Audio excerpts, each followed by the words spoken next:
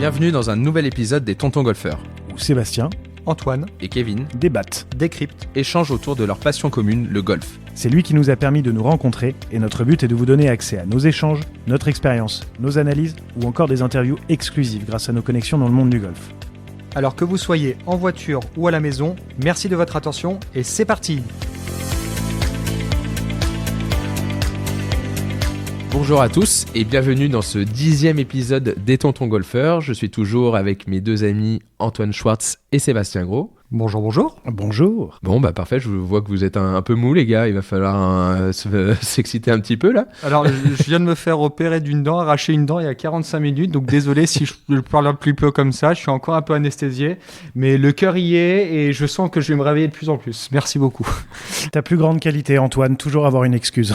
Ouais, mais c'est à cause de mes parents, je mangeais tellement de bonbons quand j'étais petit que du coup, j'ai pratiquement plus de dents avec cette carie. Bon bref, voilà, c'est ma vie, ça nous regarde pas.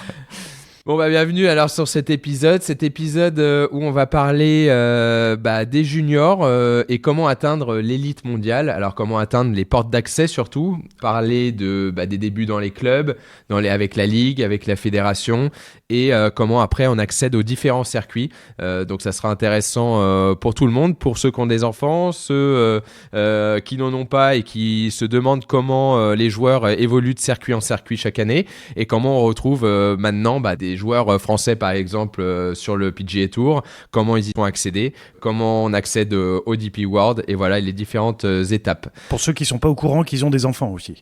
On va pas rentrer sur ce sujet-là, Sébastien.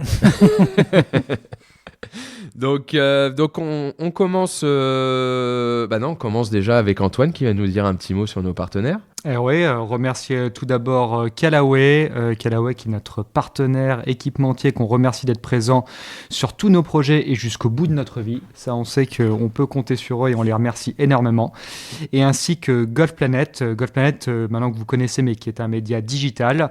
Vous pouvez vous inscrire directement à la newsletter ou télécharger l'application gratuite pour ne rater aucune news du golf français, mondial, international. Bref, allez-y, tout est au point. Encore plus avec le PGA Championship qui vient de se terminer. Et là où du coup vous avez pu tout suivre sur Golf Planet. Exactement. Bon, les gars, on a du coup des enfants qui veulent se mettre au golf. À quel âge déjà on les met au golf ? Alors ça, Antoine, quel âge toi tu penses qu'il est bon de mettre des enfants au golf ? Le mien, à 1 an et demi, prenait déjà les clubs pour taper sur la télé. Donc je suis pas sûr que ce soit véritablement jouer au golf. Alors heureusement que les clubs étaient en plastique. C'est moi qui lui ai offert en plus les golfs. Exactement, c'est vrai qu'en plus c'est toi. Donc voilà, donc je t'avouerai que c'est vrai qu'au golf de la Boulie, on a une école de golf où on commence lorsqu'il y a quand même une bonne motricité qui peut être en place, compréhension, règles, etc. Donc vers 4-5 ans, on commence déjà à les mettre à l'école de golf sur des cours qui durent 45 minutes, 1 heure maximum quand même, parce qu'après le taux de concentration reste quand même assez bas. Ça, les écoles de golf ont vachement progressé, je trouve, par rapport à quand nous on était plus jeunes, sur à quel point les formats évoluent selon les âges. Au début, les enfants n'avaient pas forcément le droit, il y a même des golfs là où c'est toujours pas trop, on va dire pas trop toléré, mais que maintenant, de pouvoir avoir des formats de 45 minutes, 60 minutes, c'est beaucoup moins lourd que 2 heures, 3 heures, là où pour des enfants de cet âge-là, c'est juste pas possible. Ouais, exactement. Et en plus, d'ailleurs, quand on fait du golf, on peut ne pas faire que du golf. Je veux dire, dans les 45 minutes de golf que l'on fait avec ceux qui ont 4-5 ans déjà, on fait beaucoup d'exercices de lancer, il y a des exercices de motricité. Donc, il y a un quart d'heure, par exemple, de ce genre d'exercice. Et ensuite, derrière, il y a une demi-heure où on commence vraiment à faire du golf, à apprendre la façon dont il faut tenir un club, tout ça, quoi. Mais c'est pour ça que c'est vachement important de toucher un peu à tous les sports. Le multisport, on parlait là de Antoine Rosner quand on l'a eu, qui faisait du hockey. Il y a plein de sports, que ce soit du tennis, que ce soit, c'est sûr que tous les sports de lancer, en l'occurrence, et les sports asymétriques sont des sports qui sont quand même très bons pour le développement du golf, mais de toute façon qui sont bons pour la motricité et pour le développement de l'enfant. Donc effectivement, toucher à beaucoup de sports différents, c'est très bien, et c'est très bien pour l'évolution golfique de toute façon. Ouais, l'évolution golfique, l'évolution du corps humain d'une façon générale, c'est certain. Là, on parle du golf, Mais plus je trouve l'enfant touche à un certain nombre de sports, plus il va développer des habiletés, des compétences qui sont super pour la suite. Le sport, c'est la santé. Donc, c'est vrai que se limiter qu'à un seul sport, c'est bien. Mais si à cet âge-là, on peut les faire vraiment développer tout ce sens de compétences et d'habiletés, je trouve que c'est quand même quelque chose de très intéressant. On remercie du coup notre nouveau partenaire, le ministère de la Jeunesse et des Sports, qui du coup, et l'éducation nationale. Oui, je vous ai caché quelque chose, les gars. J'ai une petite enveloppe sous la table, mais bon, je la garde pour moi. Voilà. Manu, si tu nous écoutes, on attend ton virement. Non, c'est du cash. C'est du cash, l'État. Donc l'école de golf, ouais, donc ça c'est très bien. Moi je trouve que c'est très bien aussi qu'ils apprennent aussi à aimer le golf par le fait d'être avec les copains. C'est vrai parce que c'est intéressant par rapport au foot, qui est un sport collectif où il y avait beaucoup d'enfants qui aiment bien aller jouer au foot parce qu'ils vont jouer avec les copains. Bah, que le golf aussi, ça soit un côté convivial et que ça donne une envie d'y aller et que ça vienne d'eux. Je trouve que c'est très bien pour le développement futur. Il faut surtout pas forcer les enfants à faire du golf s'ils n'ont pas envie de faire du golf. Ils y reviendront. Mais en tout cas, c'est bien quand même d'y toucher à ce sport jeune. Ça donne beaucoup de facilité après pour la suite, même si vous arrêtez une vingtaine d'années. Ouais, exactement. Et c'est vrai qu'au départ, moi, je pourrais donner 2 catégories, du golf loisir et du golf compétition, parce qu'il y en a très jeunes, dès 6 ans, 7 ans, on sent qu'ils ont cette âme de compétiteur. Mais il ne faut surtout pas oublier le golf loisir chez les juniors, parce qu'il y en a beaucoup qui, à travers le plaisir, c'est vraiment une éducation golfique qui est différente, qui passe sur de la compétition et qui ensuite sont passés pro, etc., etc. Ça, on en reviendra au fur et à mesure. Oui, ça peut venir après, ça peut évoluer, mais ça c'est sûr. Et donc du coup, quand ils sont aussi jeunes, beaucoup de plaisir, beaucoup de différents sports, commencer des petites compétitions pour ceux qui ont envie. Je pense qu'après, quand on commence à arriver à 11, 12, 13 ans, c'est bien commencer soit ils ont envie de développer le côté compétition et à ce moment-là, il faut leur fournir différents supports. Effectivement, par les clubs, il y a des compétitions souvent le week-end. Il y a différents petits circuits. Alors, je ne sais plus exactement, je dis ça, il y avait le US Kid Cup, il y a la Haribo Cup, il y avait un circuit... où Raph était le parrain aussi, je sais plus le comment. Born for Golf, c'est même lui qui l'a créé avec Fanny, sa femme. Le Born for Golf Tour, qui se baladait d'abord vraiment dans la région Rhône-Alpes et qui a même commencé à faire des étapes un peu à droite à gauche, encore un peu plus loin, pour pouvoir créer des opportunités de jeu pour les enfants. La Haribo Kids Cup à Évian aussi, qui avait été créée par Sandrine Mandiburu. Qui a été un franc succès et international et qui a permis aussi, Évian a toujours été très concentré sur les épreuves jeunes, sur les épreuves femmes aussi, mais avec tout ce qui désormais s'appelle l'Évian Galaxy, avec des compétitions jeunes qui se passent à Évian pour toutes les catégories d'âge et pour tous les différents sexes. Donc c'est vrai que ça, il y a beaucoup d'émulations qui se créent comme ça. Moi, c'est vrai que je suis un très grand partisan du golf loisir pour les enfants. J'ai tendance à penser qu'un enfant qui est compétiteur, c'est lui qui aura envie de faire des compétitions et c'est surtout pas parce qu'on lui dit qu'il faut qu'il fasse des compétitions qu'il en fera. Et que le plus important pour un enfant, selon moi, bien évidemment, c'est qu'il s'amuse. Moi aujourd'hui, ça fait 13 ans je crois que je suis pro, mais avant toute chose, moi ce qui m'a attiré dans le golf, c'était de retrouver mes copains et d'aller faire des concours de chip avec eux, d'aller faire des parties avec eux, de se retrouver. Mais c'est ensuite que vraiment l'amour du jeu est venu. Mais c'était surtout en fait d'aller voir les copains et que je suis parfois un peu horrifié de voir des enfants de 6-7 ans que je vois pas s'amuser parce qu'ils sont en train de suivre un espèce de protocole d'entraînement dont, si ça se trouve, ils n'ont rien à carrer et qui veulent juste s'amuser. Et je trouve ça dommage parce que c'est avant tout un jeu. Ouais, je pense que c'est très important de garder le côté plaisir le plus longtemps possible et même parfois à plus haut niveau, c'est parfois ce qui manque aussi ou en tout cas qui s'y perd. Mais on le dit tout le temps, on le dit tout le temps à partir du moment là où quelque chose devient sérieux, on se dit toujours redeviens un enfant ou je crois que c'est, alors là on sort complètement du contexte golf, même si on peut dire que le golf est quand même en quelque sorte un art, mais je crois que c'est Picasso qui disait ça m'a pris toute une vie de pouvoir redessiner comme un enfant.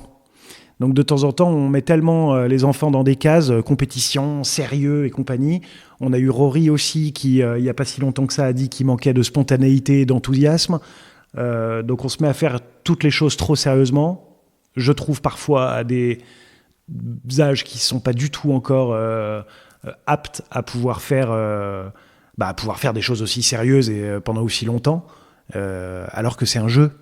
C'est un jeu. Donc moi, je trouve ça hyper important de voir des écoles de golf dynamiques qui créent en fait beaucoup de choses différentes, des compétitions au sein de l'école de golf, mais il n'y a pas besoin, un enfant de 8 ans, il faut qu'il s'amuse, il ne va pas aller faire il n'y a pas besoin de l'emmener faire des séances d'entraînement dignes d'un joueur professionnel. Les plus grandes cases qu'on est en train de cocher, c'est à un moment, le gamin, il va dire « j'en ai ras-le-bol du golf parce que je ne m'amuse pas ». Et un enfant, il a besoin de s'amuser. Ouais, et puis ça n'empêche que tu peux t'amuser et quand même faire des regroupements. Là, je pense, nous, les experts à la Ligue, qui organisait des regroupements en Ligue. Étape, ça, c'était super. On était fiers d'être détectés et d'être conviés par la Ligue. Et puis là, on passait des super moments parce que pour le coup, on se retrouve dans les écoles de golf. Tu as différentes personnes qui sont motivées ou pas motivées, ou qui ont envie d'être là ou pas être là, qui sont de différents niveaux. Donc, tu t'amuses différemment, mais tu t'amuses pas forcément de la même manière pour tout le monde. Alors que là, quand t'es les ligues, t'as tous les, entre guillemets, les meilleurs joueurs, mais on est tous à peu près du même niveau. Et là, moi, c'est des super moments à la ligue, les premiers regroupements, la première fois que tu pars dormir 2 jours à l'étranger, peut-être pas à cet âge-là, mais c'était au moins à l'hôtel ou sur des regroupements. C'est vraiment, tu passais les drapeaux, tu passais c'était quoi que tu passais? On avait différents trucs, mais c'était les Open. Les Open. Ouais, c'est ça. Ouais, mais moi, ce dont je me souviens surtout, en fait, de toutes mes expériences de ligue, ou même de comité, donc moi, c'était comité du Rhône et du coup, Ligue Rhône-Alpes. Mais moi, ce dont je me souviens, c'est surtout que ça me permettait de voir mes copains, que je voyais pas beaucoup parce qu'ils étaient dans d'autres clubs. Et en fait, je sais que dans la Ligue Rhône-Alpes, ce qui se passait beaucoup, c'est que oui, on avait des sessions d'entraînement, là où on tapait des balles, on travaillait des choses potentiellement techniquement ou quoi que ce soit, mais c'est surtout, en fait, t'allais faire des parties avec des copains. Donc même s'il y avait une compétition interne avec un classement ou quoi que ce soit, le fait est que tu joues au golf avec tes copains. Alors qu'on était déjà à 13-14 ans. Et après, derrière ça, ce qui était super, c'est que après, il fallait se qualifier pour les France, pour les championnats de France. Et là, on se retrouvait tous ensemble aussi. C'est d'ailleurs comme ça qu'on s'est connus les premières fois. Seb, qui venait de Rhône-Alpes, et nous de Paris. Là, c'est comme ça qu'on rencontre en fait des personnes qui ont la même passion que nous et qui sont aux 4 coins de la France. Donc ça, des super moments aussi, les France. Tu te déplaces, t'as un championnat. Moi, je trouvais c'était des bons championnats, des bons souvenirs. Bon, sauf quand Antoine m'a battu au 18. Ça va battu au 18, je sais plus en quelle année. 1852, c'est pour ça. Donc, moi, je me souviens, c'est vrai, quand on s'était rencontrés, c'était sur les mérites pour l'accession sur les championnats de France. C'est comme ça qu'on s'est rencontrés. D'ailleurs, je pense que t'avais pas eu une opération suite à un accident de ski, il me semble. Si, exactement. Exactement. Et non, pour tout dire, c'est moche, tu l'as pris à son moment le plus faible. Je peux pas, là, il m'a pris au moment le plus faible. Mais très bien, quand j'ai fait jouer ses premiers mérites, j'avais une canne parce que j'avais une jambe droite qui était en rééducation à l'époque. Et Antoine et tous ses petits amis, je vais les citer, Romain Schneider, Olivier Rosner, voilà, je les cite si jamais ils nous écoutent. Et il m'appelait le canard boiteux. Donc voilà. Voilà, t'es de ça que tu voulais que je parle, Antoine? Je peux pas trop rire parce que sinon ça va ouvrir ma cicatrice. Donc je rigole trop. Donc, Antoine, on s'est rencontré comment, Antoine? Non, j'ai pas envie de l'aborder. Bon, bref, on continue aussi. Oui, Sébastien, tu m'as battu au championnat de France en gagnant le 14, 15, 16, 17 avec une balle de golf que tu avais signée l'une de tes amoureuses. Avec 14, une balle 15, de golf 16, que tu avais signée l'une de tes amoureuses d'ailleurs aussi. Je pense c'était ça. Bon, bref, voilà, très bien. T'es content, ça y est, tu l'as. T'avais pas vu Est-ce que t'as encore contact avec elle? Est-ce que tu veux qu'on la salue? Alors, son téléphone, pas vu le 17, Antoine, pourquoi tu parles du 17? On était rentré le 16, en plus, il est proche du clubhouse au national, c'était pratique. Mais c'est la même chose, une victoire, 9 et 8, 5 et 2, ce que tu sais, la même chose, arrête un peu, Sébastien. Non, mais donc, du coup, c'est vrai que toutes ces émulations, en fait, elles sont hyper importantes, mais on en revient toujours à la même chose. Là, nous, Antoine, on avait 15 ans ou 16 ans, mais même si on faisait du golf de compétition, c'était toujours aussi beaucoup de la rencontre, On était tous, enfin moi je sais que dans la Ligue Rhône-Alpes on avait un polo jaune qu'on détestait, mais au final on l'adorait parce que on était tous avec notre polo. Quand tu l'avais, t'étais content de l'avoir. En soi, quand on l'avait, on était hyper content de l'avoir parce que ça voulait dire qu'on représentait la Ligue. Moi je jouais pas encore dans les équipes de France à ce moment-là, donc c'était le plus haut maillot entre guillemets que je pouvais porter. Donc ça apporte beaucoup de fierté, de l'identification, et ça je trouve ça hyper important en fait de créer aussi au sein des clubs, au sein des ligues, au sein des départements, de créer un peu des images de marque qui donnent envie. Pourquoi est-ce que les maillots de foot se vendent aussi bien ? C'est parce que les clubs de foot ont réussi à créer des vraies images de marque par rapport à ça.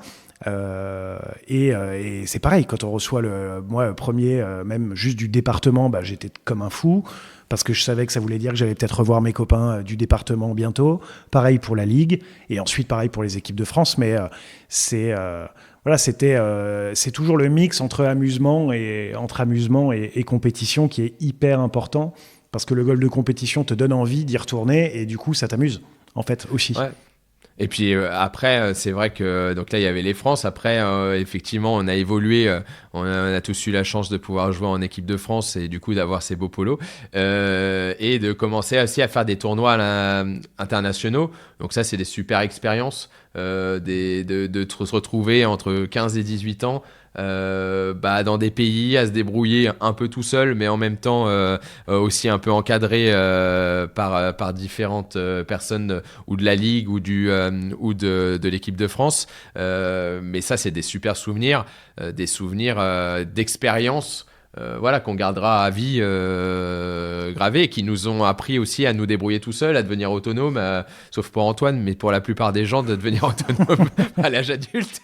Mais en tout cas, non, c'est des super expériences, et c'est là que tu commences à rencontrer des personnes qui font comme toi, mais au niveau international, dans tous les autres pays. Et puis tu vois que t'es pas tout seul, en fait, que t'es pas, y a pas que des Français, il y a tous les autres pays. Et ils jouent plutôt bien, les mecs. Ils jouent plutôt bien, ou les nanas d'ailleurs. Et ça, c'est des super expériences, et ça te permet aussi de avoir un premier aperçu de voyager, de s'organiser, de rencontrer des très bons joueurs, et de jouer sur des super parcours ou des parcours un peu historiques. Et ça, ça c'est une super évolution, et ça te permet de voir aussi c'est ce que tu as envie de faire plus tard ou pas. Et puis ça te fait redescendre un petit peu aussi, parce que quand tu te mets à rater les cuts alors que ça fait depuis que tu as 10 ans qu'on te dit champion, tu te dis champion dans ton club. Champion du cut raté. Ouais, il faut pas s'emballer sur le niveau de jeu qu'on est capable de déployer dans un club, ou de stariser un peu trop stariser les enfants, parce que sinon tu prends un grand coup de latte quand tu arrives dans le déjà rien que dans le haut niveau amateur, moins de 18 ans, tu prends vite des grands coups de latte, donc ouais, ça fait tout drôle.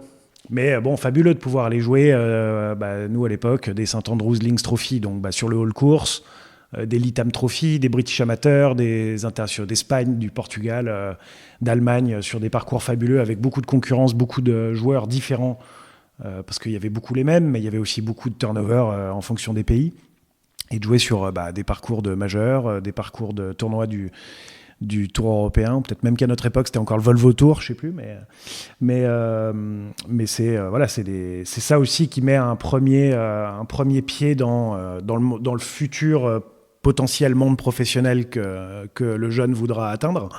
Les déplacements, je pense qu'on se souvient tous de nos premiers déplacements sans nos parents, et que c'est vraiment là ça te plonge dans le bain tout de suite, quoi. Ouais, franchement, moi, c'est au-delà de dire, c'est vraiment de l'expérience, et c'était vraiment du plaisir. Moi, j'ai vraiment pris beaucoup de plaisir sur cette carrière amateur à voyager avec les copains et d'être tous ensemble. C'est vraiment des très bons moments. On peut remercier aussi tout le travail que la fédération a fait avec nous. Alors, ça a plus ou moins porté ses fruits sur les pôles. Nous, on était au Pôle France, par exemple, avec Seb. Après, on a plus ou moins aimé, mais en tout cas, il y a eu beaucoup d'évolutions d'année en année. Ils ont essayé de mettre des choses en place. Ça convenait pas toujours. Parfois, il y a eu des changements qui ont été mis en place. Ils ont fait évoluer les choses, mais en tout cas, toujours dans une même direction. De faire évoluer les jeunes, d'aider les jeunes, et d'arriver à des résultats qui sont ceux qui sont aujourd'hui, qui sont avec des résultats pro, qui sont de chaque année avec de plus en plus de joueurs à haut niveau, et c'est grâce un peu à tout ce travail fait en amont sur les 20 dernières années. Ouais, on voit des joueurs maintenant comme Tom Vaillant, Martin Kouvra par exemple, et il y en a plein d'autres qui ont été énormément encadrés par la fédération et qui ont eu un staff professionnel en tant qu'amateur qui était surréel. On était sur pas loin, il me semble, j'avais entendu des chiffres entre 60 000 et 80 000 euros d'investissement annuel sur chaque joueur pour pouvoir leur permettre d'atteindre le meilleur niveau. Et c'est vrai que nous, à notre époque, il n'y avait pas cela qui était autant développé. Alors, Pascal Grisot a fait énormément pour ça, l'ensemble de la fédération également. Mais Pascal, à notre époque, c'était le capitaine. Pascal Grisot était le capitaine de l'équipe de France, donc il n'avait pas encore le rôle qu'il joue aujourd'hui, mais c'est le fait d'avoir été aussi capitaine et très proche des joueurs, et puis c'est un joueur de haut niveau aussi, qui a permis cette évolution et qui permet aujourd'hui d'avoir mis des investissements énormes sur Tom, sur Martin, et qui font des débuts de carrière vraiment intéressants. Il me semble qu'ils se sont appuyés beaucoup aussi sur le modèle américain, parce que c'est vrai que modèle américain, il y a beaucoup d'investissements qui sont faits sur des joueurs. Alors après, on n'a pas forcément les mêmes financements que les États-Unis sur le point golfique, mais avec entre guillemets leurs moyens en France, en Europe, ils étaient quand même capables de faire du travail qui était extrêmement juste, d'où la preuve. La meilleure chose qu'ils puissent parler, de toute façon, c'est les résultats. Alors après, bien évidemment, il faut cibler certains joueurs. Parfois, il y en a qui peuvent passer un peu aux oubliettes, il faut le dire, c'est comme ça, mais on s'appuie quand même beaucoup sur une évolution de résultats, une courbe en fonction des âges qui nous permet tout simplement déjà de pouvoir diagnostiquer où en est le jeune par rapport au niveau. Ouais, et puis c'est super dur quand t'es une fédération, tu peux pas aider tout le monde. Alors c'est vrai que là, la direction qui est suivie maintenant est beaucoup plus est élitiste. Parce qu'on parle beaucoup des trois qui ont évolué au championnat du monde qu'il y a eu au golf national. Donc Tom Vaillant, Martin Kouvra et Julien Salle qui quand même Tom après sa première année chez les pros, il a réussi à se qualifier pour jouer le Tour européen qu'on a eu sur le podcast. Martin Kouvra qui jouait le Challenge Tour en tant qu'amateur l'an dernier et qui a gagné sur le Challenge Tour. Julien Salle qui l'année dernière était il me semble à la finale du Challenge Tour ou qui à 2-3 places près s'est pas qualifié. Donc top 50 du Challenge Tour. Donc on voit quand même que les gars, dès leur première année pro, ils sont complètement dans les clous pour déjà rapidement arriver sur le Tour européen. Donc la préparation et les investissements qui sont mis en œuvre par la fédération, ils sont mis aux bons endroits. Ils sont cadéiés par des caddies pros et conseillés par des caddies pros depuis plusieurs années. Il y avait sur chaque compétition qu'ils allaient faire, il y avait toujours un membre ou un coach, soit le coach, soit le capitaine, soit les kinés qui venaient et qui les aidaient avec les caddies. Enfin, on est déjà dans du professionnalisme, alors que sur le papier, il y a toujours le statut amateur. Donc, c'était vraiment plus qu'une question de statut. Après, moi, par rapport à ça m'arrive de regarder ce qui se passe un peu sur les réseaux sociaux et aux détracteurs de la fédération. La fédération, elle a pour objectif de mettre des joueurs dans le top 20 mondial, donc forcément professionnel, je parle. Mais donc, comme disait Pascal, je reprends son chiffre, que 92% du top 20 mondial professionnel a été dans le top 20 mondial amateur. Donc Mathieu Pavon, par exemple, fait partie des 8% qui sont pas dedans. Mais de toute façon, il y aura toujours des contre-exemples pour toutes les stats, tant que ça ne sera pas du 100%, à part si c'est le PSG, pour la remontada. Mais la fédération ne peut pas aider tout le monde. Moi, ce que j'aimerais beaucoup voir, vu qu'on parlait du golf junior, ce que j'aimerais beaucoup voir, c'est presque une cellule de la fédération qui ne s'occupe que des écoles de golf, qui va faire du suivi dans toutes les écoles de golf, pour vraiment réussir à tout de suite. C'est un peu mis en place. C'est un peu mis en place, mais j'aimerais. C'est difficile, ouais. Mais je suis d'accord avec toi que pour moi, c'est pas encore assez large. De la même manière que la fédération a un service complètement dédié à la transition écologique pour les golfs, à des équipes menées par Aurélien Didier qui vont dans tous les golfs de France sous 2 ou 3 ans pour vérifier là où ils en sont sur tous les différents sujets qu'ils peuvent avoir à traiter dans leur golf. J'adorerais qu'il y ait la même chose au niveau des écoles de golf pour, en fait, selon moi, les champions, ça se crée à la toute base. Et là, on parle souvent de compétition, souvent de haut niveau. Et ça se crée à la toute base et qui est vraiment un service dédié à ça. Alors, attention, je ne dis pas que ça ne coûte pas d'argent, que ça ne prend pas des moyens, Mais moi, c'est un peu l'idée dont j'ai déjà discuté avec certaines personnes, de vraiment réussir à, tu vois, à les ratisser tout en bas. Et en fait, c'est ça qui ensuite permettra aussi de pouvoir dire, alors attention, je pense que lui, il n'a pas été trop vu ou trop détecté ou quoi que ce soit. Je pense que ça serait intéressant de le voir sur des épreuves de ligue. Je pense qu'il faut peut-être essayer de l'aider. Peut-être que d'une manière ou d'une autre. Alors là, je suis dans l'utopie peut-être totale. C'est pas forcément le sujet que je maîtrise le mieux, le golf junior, mais de trouver des petites subventions pour en aider, mais d'un point de vue local, en fait. Parce que la fédération, elle peut pas distribuer en fait, des chèques dans tous les sens aux peut-être 10 000 jeunes de moins de 18 ans qu'il y a en France qui sont pas mauvais et qui veulent faire du golf de compétition. Enfin, c'est pas possible, c'est pas un puits sans fond.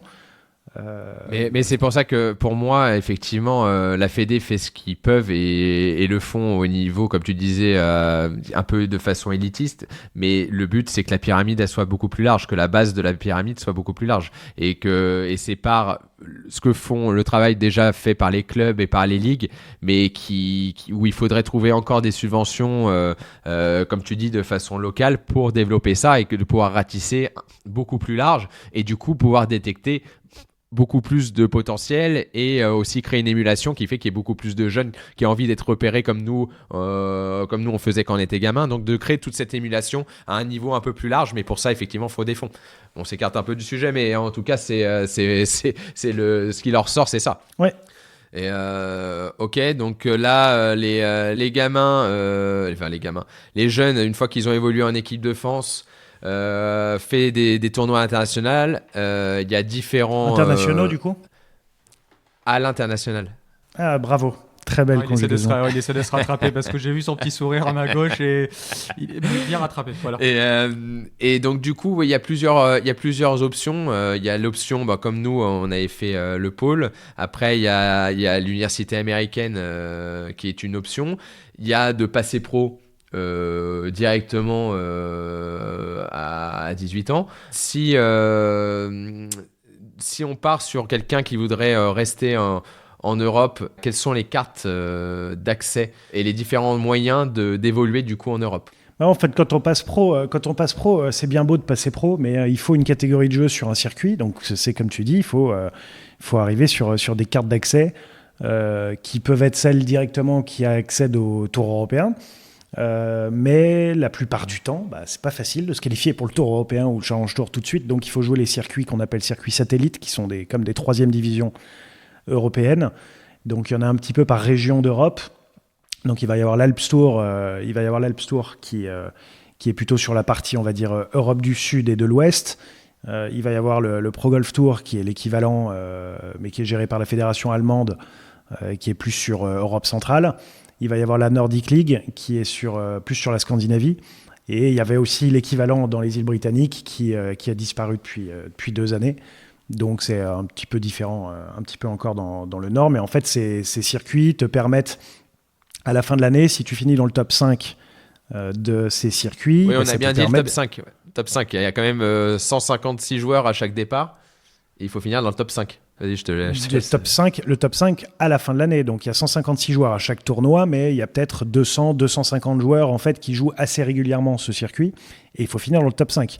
Donc, même si c'est potentiellement sur le papier des divisions sur lesquelles forcément ça va moins bien jouer que sur les divisions du dessus, pour finir dans les 5 premiers d'un circuit, en 2024 dans le golf, il faut forcément être un bon joueur. Ouais, et puis parfois, tu as des loupés. Bravo Antoine, qui d'ailleurs, tu l'as fait, toi. Ouais. Ouais, c'était sur le Pro Golf Tour en 2015 où j'avais gagné l'ordre du mérite du Pro Golf Tour. Et en fait, tout simplement, quand j'étais passé pro, j'étais allé faire les cartes du Apps Tour et je me souviens, j'avais loupé le cut de 1 point.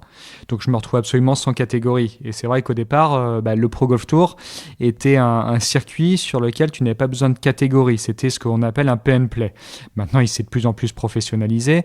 Et donc, du coup, maintenant, sur l'ensemble des circuits, si tu veux pouvoir jouer l'ensemble des tournois ou du moins une partie des tournois, il faut que tu puisses faire des cartes d'accès, donc une grande compétition qui se déroule sur 2 ou 3 jours en fonction des circuits circuits qui te permettent d'obtenir un plein droit de jeu ou un droit de jeu partiel en fait sur ta 3e catégorie européenne, sur ton App Store, Nordic League ou le Pro Golf Tour. Voilà, donc c'est vrai que j'avais gagné effectivement lors du mairie du Pro Golf Tour, et puis ça m'avait permis d'accéder au Challenge Tour l'année d'après.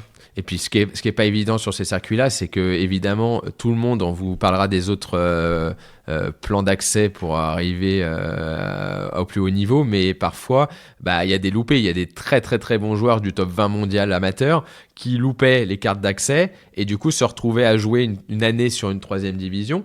Et du coup, quand tu as 3 ou 4 mecs du top 20 mondial qui se retrouvent, top 50 mondial, qui se retrouvent à jouer la division, au final, tu joues quasiment que pour 1 ou 2 places finalement sur tout le même champ, parce que ces mecs-là ont déjà quasiment le niveau d'au-dessus. C'est juste qu'il y a eu un loupé. Sur une année, les mecs vont être plus forts que toi, alors que le gros problème des cartes d'accès, aussi bien au Tour européen que sur les cartes d'accès comme l'Alps Tour ou les autres circuits, c'est que ça se joue que sur une semaine. Donc, il peut y avoir des surprises. Et quelqu'un qui est très fort peut juste être simplement dans une semaine, là où il n'est pas à son meilleur niveau, voire à un mauvais niveau, parce que le golf, on le sait tous, ça fluctue beaucoup. Donc c'est vrai que c'est parfois... ça m'a toujours fait sourire quand j'entendais des amateurs qui disaient « Non, mais je vais jouer les cartes européennes, mais je passe pro que si je chope le Challenge Tour ». Donc pour choper le Challenge Tour, il faut aller quand même à la 3e étape. Enfin, on en parlera plus tard de comment ça se passe pour accéder au Tour européen, mais... tu peux en parler maintenant en soi. On peut en parler maintenant. Et donc les cartes européennes, ça se joue en 3 étapes quand on doit partir de tout en bas, ce qui est le cas quand on est amateur, à part de rares exceptions. Donc les cartes européennes, ça va regrouper grosso modo sur la totalité des 3 épreuves, ça va regrouper entre 1000 et 1500 personnes en fonction des années. Et pour la faire très brève, à la fin de la 3e étape, donc il y a eu déjà les 1000 ou 1500 personnes qui se sont présentées, il y a les 25 premiers qui montent sur le Tour européen, et de 26 à 70 qui montent sur le Challenge Tour. Tous les autres, c'est Kutchi, Nada, Walou. Enfin, ceux qui... Il y a une mini place. Bon, bref, pour ceux qui ont fini de 70 à 156 et qui étaient présents à la finale, mais qui ne peut pas permettre de faire une saison sur le Challenge Tour. Sinon, donc, c'est Walou. Avec un droit d'inscription, avec un droit d'inscription qui maintenant doit être aux alentours de 2000 livres sterling ou 2500 livres sterling. Donc pour la faire courte, on est à 2000, tu vas 2500 euros. À la première étape, tu arrives, tu as mis 2000 euros plus le voyage, tu fais double pour commencer et 80 au premier tour, et là tu te dis voilà. Hello darkness my old friend. D'ailleurs on peut citer une expérience où j'ai cadayé Sébastien. Sébastien. Voilà, vas-y, humilie-moi. Ardelot. Là où il pleurait. Là où il pleurait, c'est ça? Non, où Seb, il fait... Je sais plus si tu fais par au 1 ou birdie, mais... Birdie au 1. Birdie au 1 et au 2, qui est un trou pour ta défense qui est quand même pas facile du tout. J'ai plus les scores, mais je crois que tu fais genre... tu fais quoi, quadruple ou quintuple, je sais plus. Oh, t'es gentil avec moi. J'ai fait 10. Et puis donc 6 tubes. Oh la honte. Et là, au départ du 3, bon, moi déjà, je sais plus où me mettre, je sais plus quoi faire. Je te rassure, moi non plus. Hein. Et là, il me dit, voilà, c'est fini. Voilà, on peut rentrer chez nous. Voilà, ça sert plus à rien. Un 10 au PQ1, c'est compliqué. Enfin, un 10 tout court, c'est quand même difficile de s'en remettre. Ouais. Mais il a fait birdie au 3 quand même, juste pour la petite. Non, mais c'est pour montrer qu'il il avait quand même du ressort. J'avais commencé birdie, sixtuple, birdie. Mais voilà, c'est vrai que c'est une compétition qui est entre guillemets horrible parce que tu peux jouer quand même correctement. Alors après, tout dépend ce que veut dire jouer correctement et au final ne pas terminer dans les 20% qui te permettent d'accéder au PQ2 parce que les PQ1, tu as un certain nombre, il y a une centaine de joueurs qui s'inscrivent et il n'y a que 20%, donc les 20 premiers ex-aequo qui sont qualifiés, à peu près 20%, qui sont qualifiés pour les PQ2.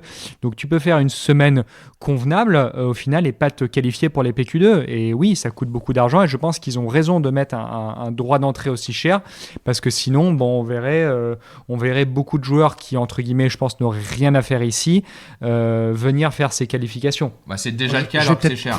Oui, j'allais dire, je vais peut-être pas me faire des copains, mais c'est déjà le cas alors que c'est hors de prix. Il y a toujours autant d'inscrits alors que les inscriptions, elles prennent entre 10 et 20%. Elles prennent 10% d'augmentation chaque année, il y a toujours autant d'inscrits. Hein. Toi, t'avais chopé le Challenge Tour et t'as gardé la carte par les cartes au PQ3, c'est ça, Seb? Deux ou 3 fois. Exactement, ouais. Moi, mais toi, t'avais eu une expérience qui, a été un peu douloureuse, mais je pense qu'il a été la meilleure chose pour toi, si tu veux nous en parler aussi, Sam. Ouais, donc, alors on va juste revenir un tout petit peu avant. Moi, en fait, je revenais d'une année sur les cartes asiatiques. Enfin, après avoir joué sur le circuit asiatique, fin 2014. Parce qu'on était allé jouer les cartes d'accès du circuit asiatique, donc qui était l'équivalent du Tour européen, mais en Asie, tous les 3 d'ailleurs. Ouais. Et moi, c'est vrai que j'avais chopé. Et moi, c'est vrai que je m'étais qualifié pour jouer l'Asian Tour en 2014. Et donc, du coup, en fin d'année, vu que ça avait été un peu compliqué en Asie, j'avais eu beaucoup de mal à m'adapter aux herbes différentes chaque semaine. J'avais eu beaucoup de mal à m'adapter aussi à la température.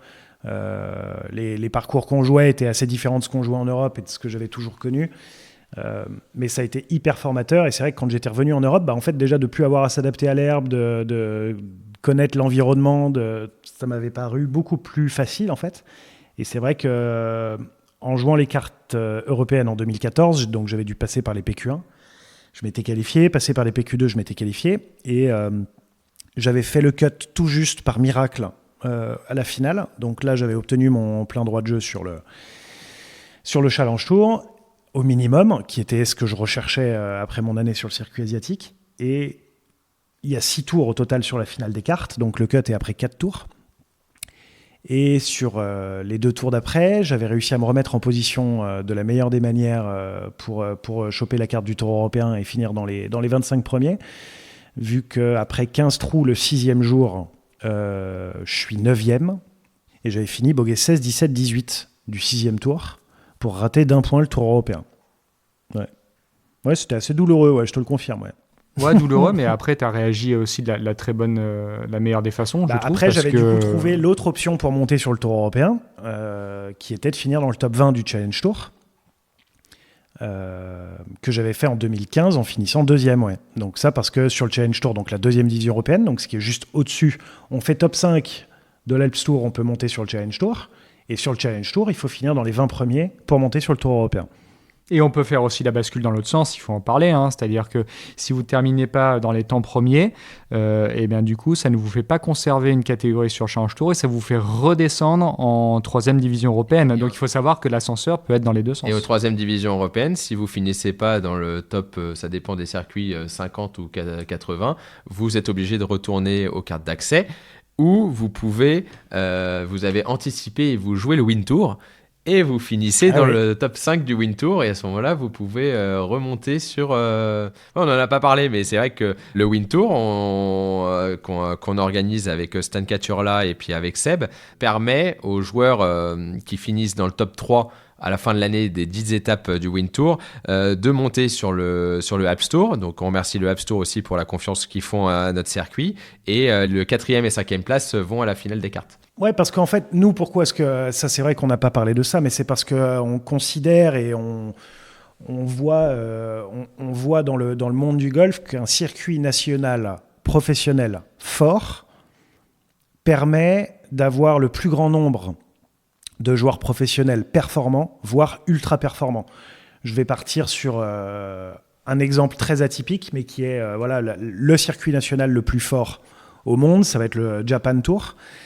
Le Japan Tour, c'est très très fermé, c'est très très restreint, et c'est des très très grosses dotations, avec même des points mondiaux attribués. Et c'est assez difficile quand on est étranger d'aller jouer les cartes d'accès, parce qu'elles sont souvent pendant les saisons des autres circuits. Donc c'est pour ça que c'est beaucoup les Japonais. Et on voit que le golf japonais est très fort. Alors il y a une grosse culture de golf au Japon, mais aussi parce que le circuit national est très fort. On le voit très bien aussi sur le circuit sud-coréen. Le circuit sud-coréen est monumental, parce qu'on parle quand même d'un petit pays, même si c'est un très grand pays de golf. Et aussi bien chez les hommes que chez les femmes, les Sud-Coréens sont très forts, même encore plus chez les femmes. Parce qu'ils ont énormément d'opportunités de jeu et de manières de gagner de l'argent dans leur pays, qui permet ensuite justement de présenter un peu toutes les cartes d'accès de tous les circuits du monde, et du coup de pouvoir aller choper un peu le circuit qu'ils veulent, parce que s'ils ont même réussi plusieurs cartes d'accès, ils peuvent se permettre d'aller jouer un peu ce qu'ils veulent. On le voit très très bien avec le golf sud-africain aussi, qui eux, leur circuit national il est plus ouvert, et le circuit national qui est plus ouvert fait que du coup Le Challenge Tour et le Tour européen s'associent même au Sunshine Tour sur pas mal d'épreuves, ce qui font des tournois co-sanctionnés. Donc il y a la moitié du champ qui va être sud-africaine et l'autre moitié qui va être Challenge Tour si c'est un tournoi du Challenge Tour, ou l'autre moitié du Tour européen. Et ça permet même à des joueurs sud-africains de gagner un tournoi du Challenge Tour en n'ayant pas d'accès au Challenge Tour normalement, et de pouvoir devenir des joueurs réguliers du Challenge Tour vu qu'ils sont vainqueurs, voire des joueurs qui peuvent se permettre d'avoir une catégorie pleine sur le Tour européen parce qu'ils ont gagné un tournoi du Tour européen.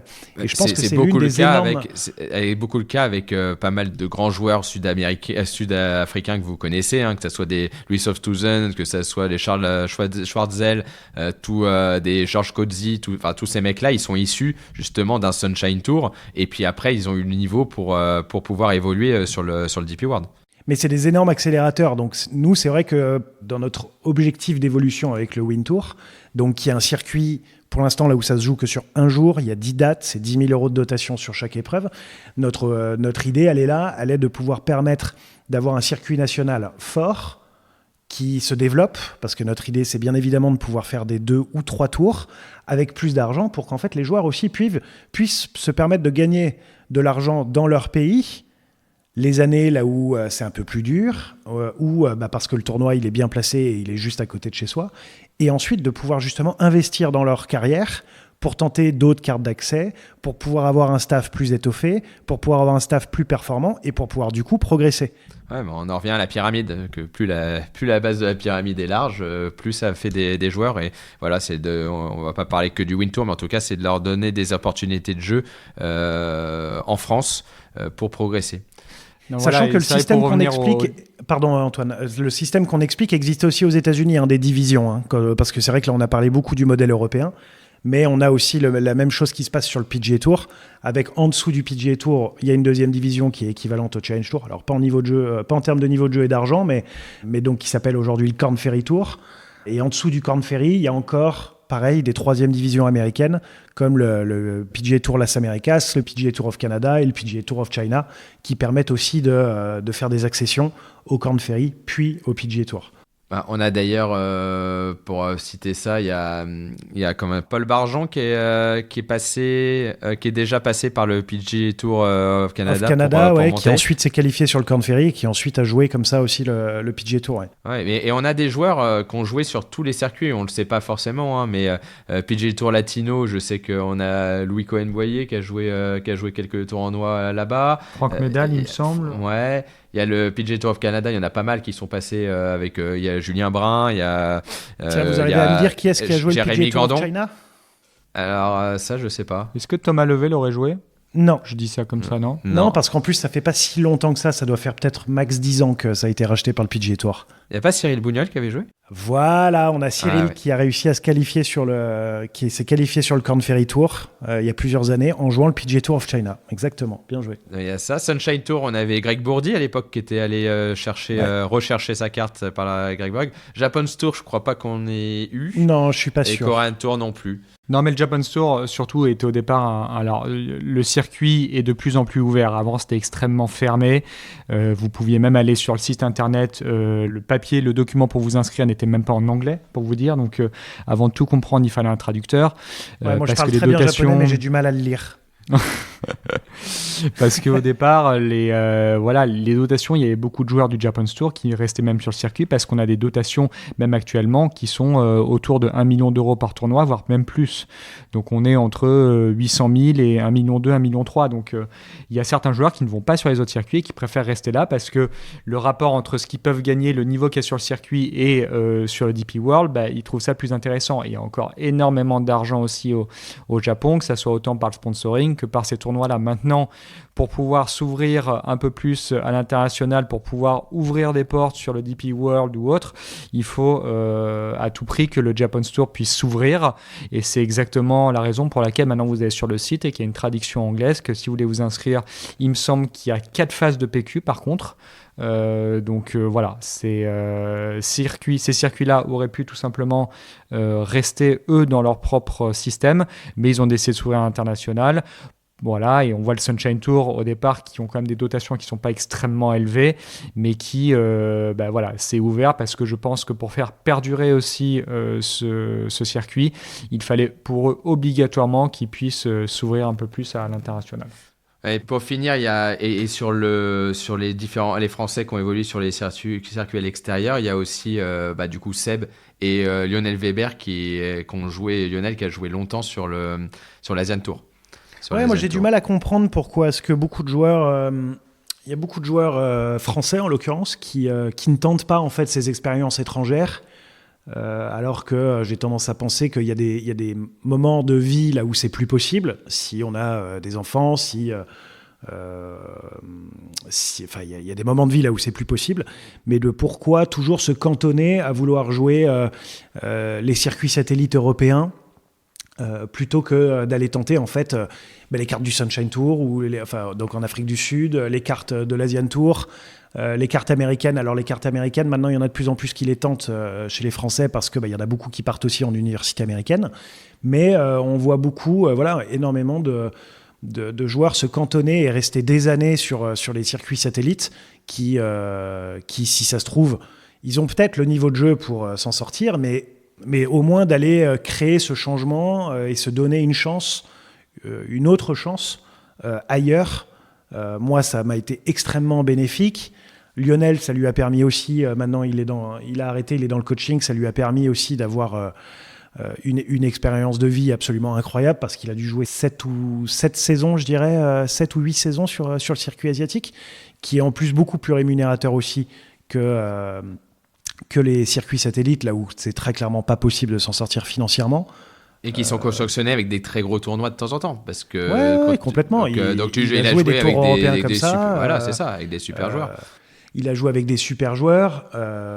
Très franchement, j'ai beaucoup de mal à comprendre pourquoi est-ce que des joueurs... alors on me dira toujours c'est une question d'argent, mais à chaque fois, les mêmes joueurs qui ont des questions d'argent, je les vois tout le temps partir en vacances, je les vois faire des soirées, ils ont des baskets à 500 € et ils te parlent de questions d'argent, de pas pouvoir aller jouer les autres circuits. Et alors que j'ai tendance à penser que c'est du confort et que la vie de golfeur professionnel, on peut y arriver, c'est quand même aussi... c'est pas beaucoup de confort. C'est beaucoup de déplacements, c'est beaucoup de contraintes. Moi, je déteste appeler ça des sacrifices parce que j'ai tendance à penser que quand on a vraiment envie d'en faire son métier, c'est pas des sacrifices, c'est des choix. Il y en a qui sont un peu plus durs à prendre que d'autres, mais ce sont des choix, quoi. C'est pas des sacrifices, on sacrifie rien. On sacrifie pas notre vie, on sacrifie pas notre temps, on sacrifie pas des moments avec notre famille. C'est des choix, c'est-à-dire que moi, quand j'avais, 18-19 ans et qu'on m'avait proposé une énorme bringue et que c'est pile poil l'époque là où on aime faire la bringue, et que moi, je venais pas sur ce week-end de bringue ou quoi que ce soit parce que j'avais un Grand Prix, mais moi, j'étais plus heureux à faire le Grand Prix que faire la bringue, même si j'avais très envie de faire la bringue. Mais je pense que comme tu le dis avant tout, je pense qu'il y a peut-être un système de confort. Je pense que vraiment, parce qu'avant qu'on parte ensemble, les gars, je ne sais pas si vous vous souvenez, moi, je suis parti tout seul là-bas. Je suis parti tout seul pendant un mois. J'avais pris un hôtel parce que j'avais envie de vivre aussi une expérience et de me dire que je n'ai pas de catégorie sur un circuit, donc je vais tenter, je vais voir là-bas. Et c'est vrai que partir seul là-bas pendant, alors pour des cartes, si tu veux, ça peut durer 1 semaine et demie, 2 semaines, mais moi j'étais parti un mois, c'est pas forcément évident. Je pense qu'il faut être vachement ouvert et comme tu le disais, je pense qu'il y a vraiment un esprit de confort. C'est-à-dire qu'il faut sortir de sa zone de confort et aller découvrir d'autres choses. Il y a un moment où professionnellement, ça se passe pas que dans ton pays. Il faut savoir que maintenant, si tu veux devenir golfeur professionnel, il faut s'ouvrir à l'international et franchir cette étape-là. Je trouve qu'en Asie, elle n'est pas assez mise en avant et que si certains veulent tenter des expériences là-bas, tout simplement, ils peuvent te contacter Seb, contacter Lionel, nous contacter pour en parler. Mais effectivement, c'est un tremplin mondial qui est extrêmement intéressant. Comme par exemple le DP World Challenge Tour, il y a l'Asian Tour, mais il y a l'Asian Development Tour qui est le circuit qui est en dessous, qui est exactement dans les mêmes fonctionnalités que les circuits satellites, qui vous permettent de pouvoir, à travers une année complète sur l'Asian Development Tour, vous qualifier directement sur l'Asian Tour. Donc moi, je pense qu'il faut que les gens puissent s'ouvrir d'esprit, que le côté financier il a certes son impact, mais la vie en Thaïlande, parce que c'est là où se passent les cartes asiatiques, je dis pas de bêtises, c'est toujours le cas, ne coûte pas extrêmement cher. La vie en France coûte plus cher que la vie en Asie, du moins en Thaïlande. Donc je pense que le côté financier n'est pas forcément à mettre en avant, mais plus le côté et on confort. parlait tout à l'heure des cartes européennes, mais quand vous venez de faire une saison moyenne sur la 3e division, à réfléchir si c'est pas mieux d'investir l'argent des cartes européennes. Donc, comme je vous disais, l'inscription de tout à l'heure à 2 000 € plus la semaine, en gros, c'est un billet de 4 000. Est-ce que c'est pas mieux de l'investir dans ce voyage-là et dans une expérience qui peut te faire grandir et t'ouvrir des portes différentes que d'aller tenter, miser toute sa carrière, toute sa saison sur une semaine? Moi je sais qu'à la fin, il y a des années quand j'avais été blessé et que j'avais joué 4 mois de saison, j'allais pas aux cartes européennes, je gardais de l'argent pour pouvoir aller ou prendre un staff plus développé pour l'hiver ou préparer la saison future, mais j'allais pas mettre cet argent. Investir dans son staff, c'est de l'investissement en fait, c'est pas des dépenses. On peut pas vraiment dire qu'il y avait l'argent qui coulait à flot partout autour de nous. Nous, ça a été des investissements qu'on a fait sur nos carrières avec de l'argent qu'on avait tout juste, mais c'est pas comme si il y en avait qui tombaient des poches et qu'on le voyait même pas tomber. C'est de l'investissement sur de la carrière et voilà, c'est difficile de le faire en restant chez soi et je joue à l'Alps Tour et puis je vais quand même tenter les cartes du Tour européen, alors que c'est de l'argent foutu en l'air. Ouais. Et donc pour clôturer, non pas pour clôturer, mais voilà les différents accès. Maintenant aussi, il y a des opportunités qui sont intéressantes pour se retrouver sur le PGA Tour, notamment depuis cette année. On a 10 joueurs, les 10 premiers joueurs non exemptés qui obtiennent une catégorie de jeu sur le PGA Tour. Donc je te parle au classement final de la Race to Dubai. Exactement. C'est comme ça que Mathieu Pavon a pu récupérer un spot. Justement à la finale de la Race to Dubai, en finissant du coup dans les 10 premiers joueurs non exemptés.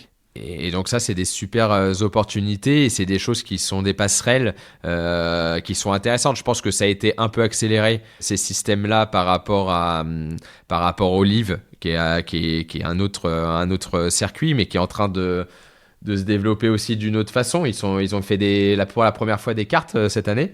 Aussi. Ouais, en fait, ils essaient de faire des cartes aussi parce que c'était une des choses qui leur a été reprochée vis-à-vis des points mondiaux qui étaient attribués. C'est que on peut pas donner des points mondiaux à un circuit indépendant là où tous les joueurs ne peuvent pas se qualifier. Donc en fait, c'était une des premières pierres qui mettait à l'édifice de pouvoir obtenir des points mondiaux. Et c'était quelque chose qu'il fallait qu'ils fassent parce que si c'est que des invitations, ils peuvent pas marquer. C'est impossible de marquer des points mondiaux quand on peut pas se qualifier en fait sur les tournois. Il y avait pourtant le même type de. On pourrait dire la même chose des Elevated Events du PGA Tour en disant ouais mais il y a pas de cut. Et voilà, et puis c'est qu'un cercle restreint de joueurs qui le jouent, mais ils jouent un circuit sur lequel on peut se qualifier. Donc en fait, on peut se qualifier à ces Elevated Events, ou à l'époque les WGC, donc les épreuves de championnat du monde, c'était des tournois très fermés, pour seulement 60 joueurs, pas de cut, tout le monde payé, tout le monde des points mondiaux, mais c'était possible de s'y qualifier. Donc ce qui posait problème vis-à-vis du Live, c'est que les joueurs ne pouvaient pas se qualifier pour le Live, c'était que de l'invitation. Donc ça, c'était le premier point. D'ailleurs, je me pose la question de est-ce qu'aujourd'hui, un jeune de 13-14 ans, il rêve du PGA Tour ou est-ce qu'il rêve du Live ? Ça, c'est une question que je me posais. Mais là aussi, pour revenir sur notre idée de qualification et compagnie, on entend beaucoup de personnes dire « je veux jouer le PGA Tour », mais en finale, en fait, il n'y a pas grand monde qui va jouer les cartes américaines en se disant c'est sûrement quand même le moment le plus simple. Enfin, la manière la plus simple de jouer le PGA Tour, c'est en jouant le Korn Ferry, donc la deuxième division américaine. Et du coup, comment est-ce qu'on se qualifie le plus simplement possible pour le Korn Ferry ? C'est en jouant les cartes américaines ou en jouant les circuits satellites américains. Ouais, parce que je pense par contre que par rapport à ça, Seb, je pense que le côté financier est plus à mettre en avant. Parce que accéder au Korn Ferry Tour quand tu es français et que tu n'habites pas aux États-Unis, ça coûte énormément d'argent, que ça soit à travers les déplacements, à travers l'inscription aux cartes, etc. Mais ceux qui sont en fac américaine, par exemple en Asie, ça coûterait beaucoup moins cher de pouvoir tenter sa chance. Donc quelqu'un qui financièrement n'a pas forcément les moyens et surtout habiter aux États-Unis coûte également encore plus cher par rapport à habiter en Asie. Donc il y a la zone de confort, mais là je pense que le côté financier est énormément à mettre en avant sur passer les cartes aux États-Unis. Ok.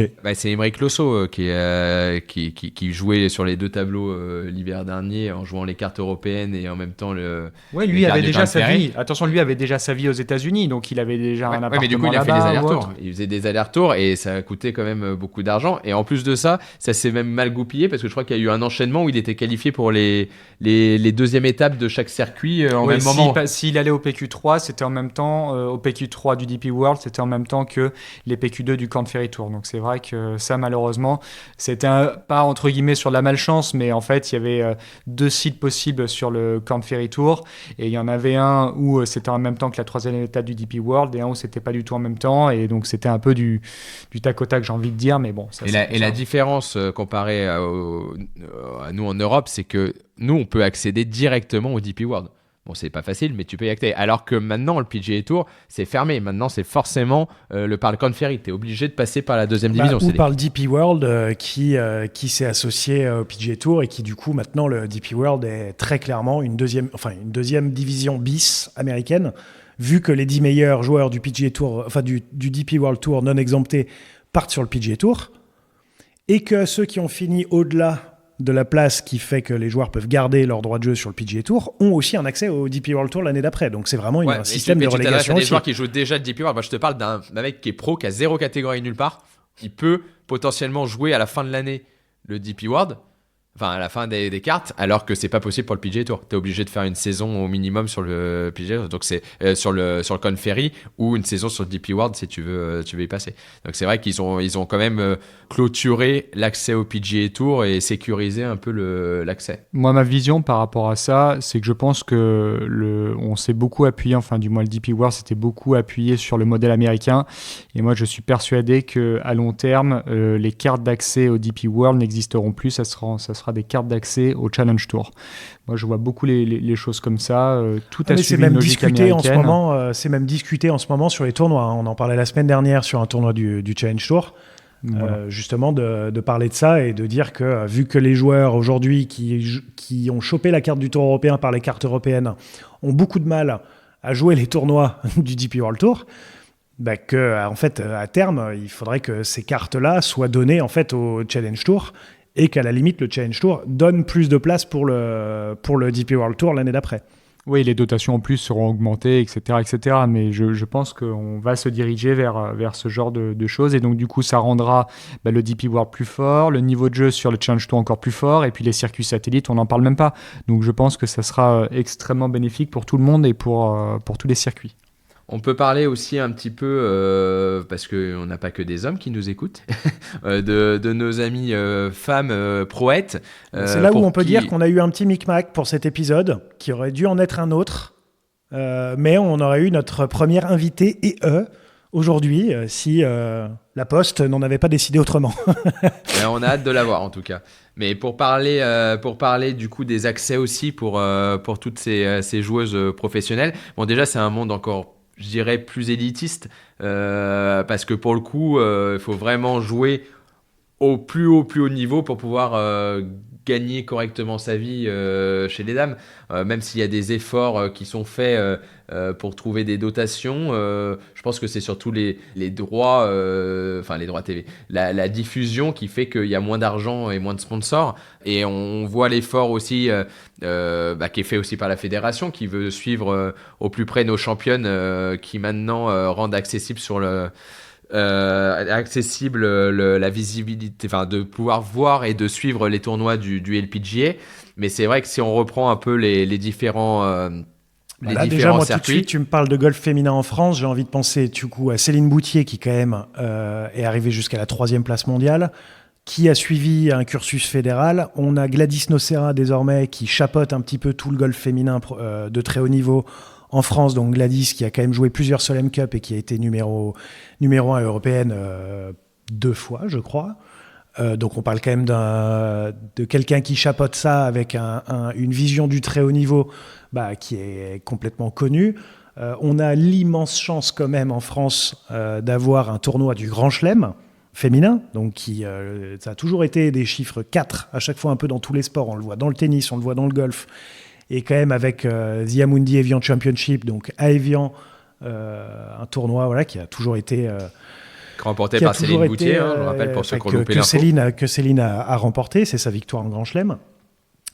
Donc on a quand même un golf féminin qui est très actif, qui progresse beaucoup aussi en France, avec l'image de Céline qui va peut-être en plus donner envie à plus de filles de jouer, parce que les proportions hommes-femmes en golf sont pas du tout paritaires. Il y a beaucoup plus de golfeurs que de golfeuses, alors que c'est un jeu c'est le même jeu. C'est toujours aussi sympa de voir quelqu'un essayer de faire de son mieux pour mettre la balle dans le trou avec le moins de coups possible.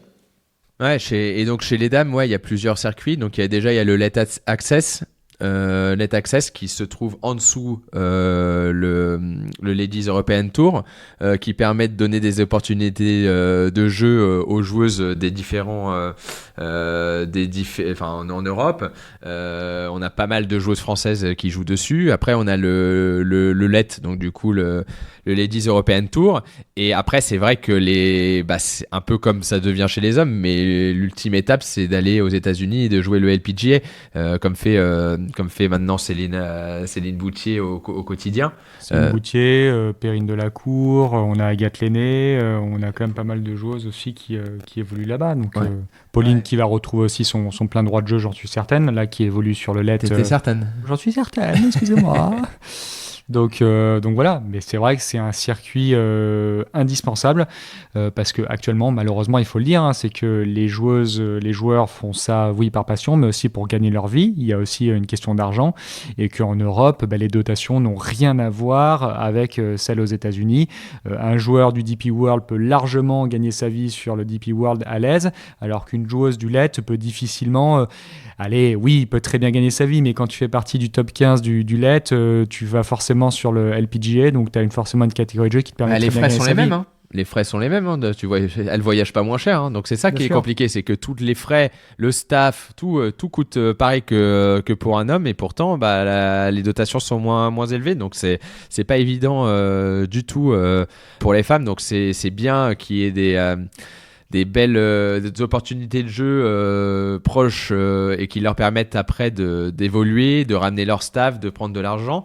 On rappelle aussi, parce que ça on n'est pas du tout content avec Sébastien, qu'on a très peu de femmes qui jouent le Win Tour, alors que c'est un circuit mixte et qui permet de donner des opportunités de jeu et de prendre de l'argent pour payer vos saisons, mesdames. Donc on aimerait bien vous voir plus nombreuses.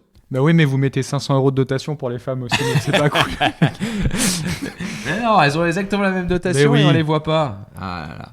Si sur tous les tournois, les femmes pouvaient gagner autant que les hommes, ce qui se passe dans le tennis sur certains tournois, là, ce que vous faites effectivement pour le Win Tour, c'est qu'il n'y a pas de différenciation entre guillemets de sexe pour la dotation, c'est qu'elles peuvent gagner exactement le même prize money que pour les hommes. Vous êtes mêlés à ça, donc c'est ça qui est top. Oui, de toute façon, on le voit très bien aussi dans tous les circuits que je citais tout à l'heure, les circuits nationaux qui sont très forts.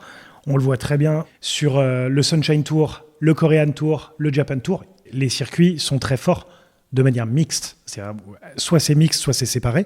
Il y a le Sunshine Ladies Tour, il y a le Korean Ladies Tour, mais on voit que c'est vraiment aussi par l'activité dans notre propre pays qui fait que ça va pouvoir se développer au maximum.